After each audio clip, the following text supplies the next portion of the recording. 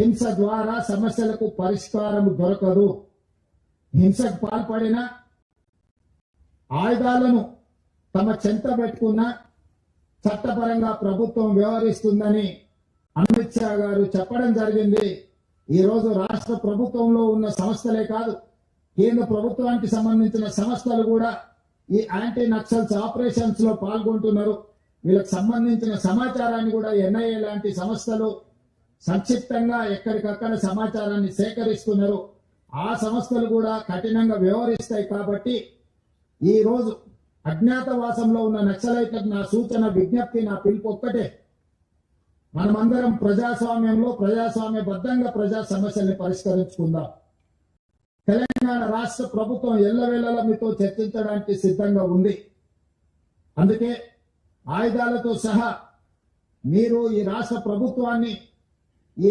ప్రభుత్వం యొక్క పిలుపు మేరకు మీరు సరెండర్ అవుతే అన్ని రకాలుగా తెలంగాణ రాష్ట్ర ప్రభుత్వం మీ బాగోగులను చూసుకుంటుంది.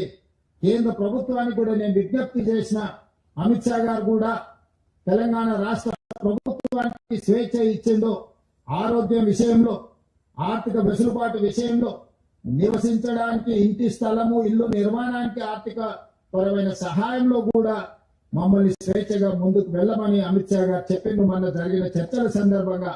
అందుకే కేంద్ర ప్రభుత్వం సూచన మేరకు తెలంగాణ రాష్ట్ర ప్రభుత్వం విజ్ఞప్తి చేస్తుంది.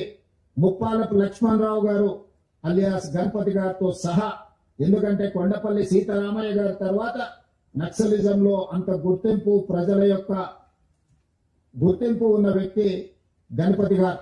75 సంవత్సరాల పైగా వారి వయసు ఉండొచ్చు.